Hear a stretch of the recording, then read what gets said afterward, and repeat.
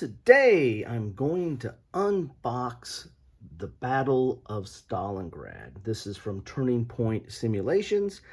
It is part of their series trying to cover 20 of the decisive battles of history, based in part on a book by Joseph Mitchell, which was based on a previous book by Edward Creasy. And this is chapter 20 of 21. I think the original book only had 20 battles, but I guess there's going to be 21 in this series. Again, this is a series from Turning Point Simulations. Turning Point Simulations is, I don't know if it's a sister company or how it's related to Against the Odds magazine, but you can go get their games. There's a link to their games or to their site at the Against the Odds magazine, and there's some similar quality and production value of those games. The Turning Point games, though, usually have a mounted map, and they come in a box kind of like this. We'll talk about that box later. Against the Odds also has issues where you can get either the magazine in a Ziploc or you can get it in a box like this. Now, I need to give thanks to Stuka Joe. If you haven't watched Stuka Joe's channel and you're watching my channel, what are you doing? Stuka Joe is the master of great production value for wargaming videos. And he had a show a week ago where he had a giveaway. He gave away a couple of games, and Mo from Mo's Game Table won one of them, and guess what? I won the other one. I think the fix was in, but I got this copy from Stuka Joe. It says, Robert, congratulations on winning a copy of Stalingrad by TPS. Thank you for your support to the channel and your passion as a YouTube wargamer. Hope you enjoy the game. Cheers, Joe. And I will keep this because I really do value and respect Stuka Joe and all his efforts that he's done over the years for the wargaming hobby.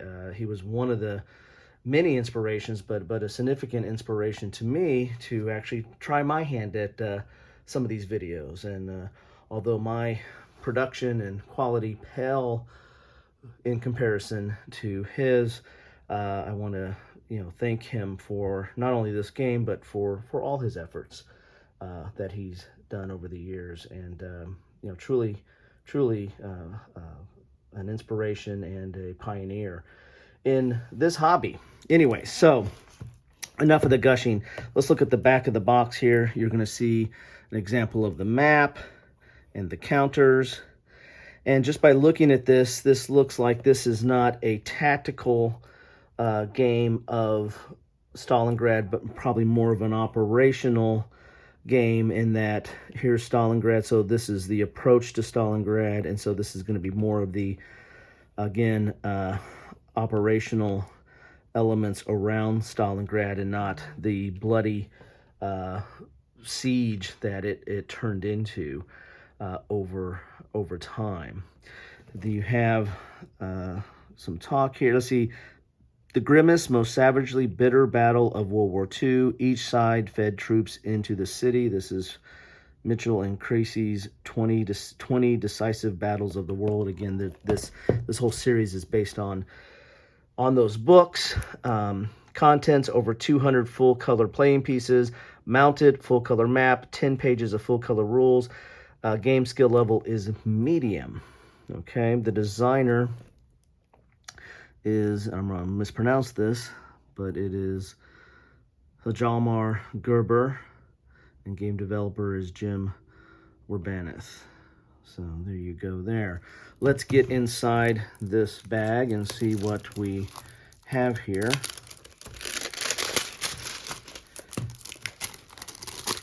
Bag, I should say, box. I don't know what you wouldn't call this, box or a bag. But then they have these plastic overlay that comes off that's supposed to hold everything together. Then you'll have this cover sheet here, which is basically the front and the back cover for the game. Then you're going to get the rules here, the map, Ooh, there's a player aid, the counters, another player aid, and then the dice and the tray. Now let's pull this up a little bit so we can see a little bit better what we're looking at here. One of the problems with these trays are, number one, they don't stay together. They're only going to be held in by the contents pushing it down. So they have a tendency to flip trays or flip bins and go all over the place.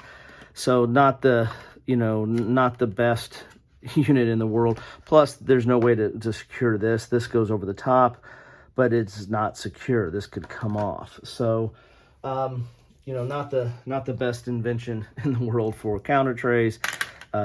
It's nice to put your counters, but it doesn't necessarily keep them all contained. I usually end up putting them in the same thing I use magazine bags. I put my magazines, games, or war games into these little plastic envelopes, and these are just thick enough I can fit these in. So I put them in here that it helps keep it tight and keep what the contents will push down to be the lid for the counters, and then it keeps it in that bag. It will keep it all tight together. So that's what I do in that case. So let's look at let's just start a little different. Normally I start with the rules, but I'm going to start with the map today. Let's see what we got for the map. It's a mounted map. The Turning Point simulations come mounted there. And there you have it. That is the map. You've got, I wonder if this is a turn track here, or this is to the Transcaucasus front. So this is a map to move troops to the Transcaucasus front here. And then you've got, a hex grid, Kharkov, some key cities here, and there's Stalingrad on the Volga. So again, this looks like it's a little bit more, and Rostov, a little bit more operational in that regard. Let's look at the rules here. Ooh, we got something in there, something flying out there. Ooh, some counters. Didn't see that coming. So we had some extra counters in here. We'll get to those in a second here. Oops, I'll just leave them over there. This is Turning Point simulation rules, which are very similar to Against the Odds rules that in the way that they're laid out. This is 12 pages. You've got some combat results tables here on the back. That's nice. You can put that off to the side there. It's dual column. Print is relatively small, but you do have color in here, at least red on the counters, talking about the Axis and the Soviet units. So you have a tactical movement and a strategic movement. Interesting. So you got tactical and strategic movement factor. So I wonder what the combat is. That's a little bit different than what I'm used to seeing on the counters. Oh, here we go. Here's there's a combat factor there. And there's steps. And then you have other markers as well. So it'll be interesting getting into this, see how this plays out. It's already looking a little bit different than your standard hex and counter fare.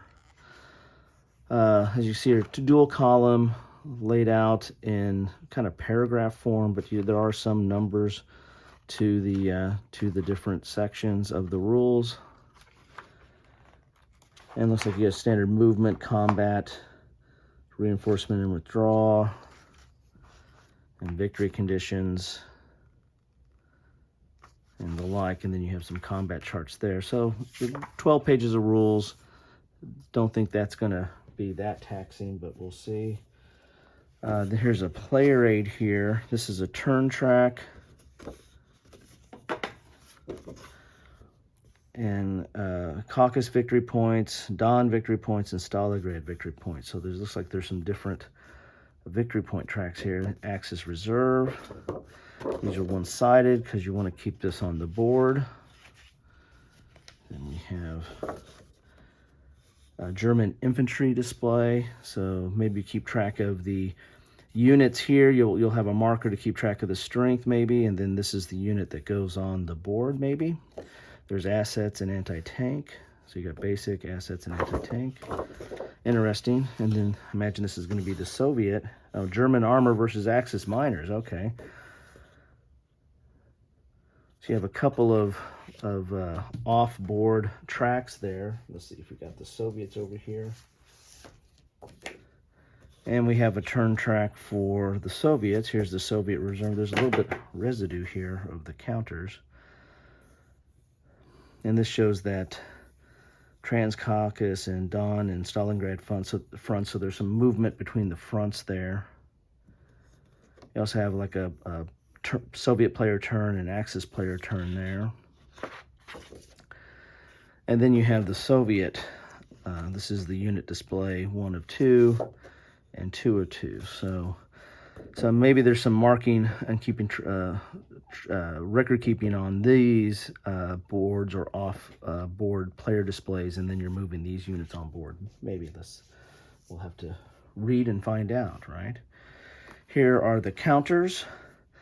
Counters are decent size. They're good. They're generally like against the odd type counters. However, sometimes there's a lot of nibs with these. I've always found ATO counters to be a little nibby, and I'm not a counter clipper, but I might have to go back and start doing some of my ATO. I have several of those, and I have several of these turning point simulations. I don't have this one, which was kind of fortuitous that it was a giveaway, but I might have to consider clipping these to see how these pop out, because these tend to be a little thick and leaving some residue. So there are the counters. They are two-sided and a little bit different looking. I mean, that almost looks like a barcode there, but just a little different in their display. So interested in getting into that. Then there's these counters here that came. I guess these might have been some maybe errata or something, or not sure, but they were inside the rules themselves when they fell out. So they go with the game as well. So there you have it. That is what you get in a box or tray, I should say, of Battle of Stalingrad from Turning Point Simulations. So you get a built-in tray there, but you know, a lot of people really don't like that tray, but you know, maybe you will. Again, want to thank Stuka Joe for sending this to me. Thank you so much, Stuka Joe. Interested in looking into this. I'm kind of on a Stalingrad wave right now, with the Donnerslag and this, and the new expansion to Stalingrad 42, which came out from GMT. And then I got another Stalingrad. There'll be a little surprise for you, a little spoiler alert. I got another Stalingrad game that I'm going to be doing some coverage on shortly here. So 'tis the season of Stalingrad for me. Anyway, that's what I have today. This looks interesting. Looks kind of a strategic, operational level Stalingrad game. That might have some different mechanics than what I'm used to or seeing before. So always interested in that. Yeah, there's some supply here, so definitely more on the operational side, I would think. Also, the look at the map is that. So anyway, if any of you have played this, love to hear your thoughts, love to know what you think about it, or any of the Turning Point simulations. What do you think about that whole endeavor of trying to cover those decisive battles, and have they done a good job? As I said, I have several of them, and I think they do a fair job. They generally take a different look at it. It's not your standard fare of any of those battles, and not necessarily what you would expect. So I do find that interesting, that they're just not doing a tried and true hex encounter combat results table approach. Each one of the games that I have take a look at that battle in a little bit different light than normal, and they also try to take it down a notch. I think the intent is not to have them super complicated, because they're trying to expose different people to this hobby and to these battles. And so they're not trying to make the most complex battle. At least that's my take on it. Your mileage may vary. But anyway, that's what I have for you today. Love to see your comments and thoughts on it. Again, thanks again to Stuka Joe. While you're watching my channel, go over there and see what he's doing. No, I do appreciate you stopping by. I really do. So anyway, thanks again, and have a great rest of your day.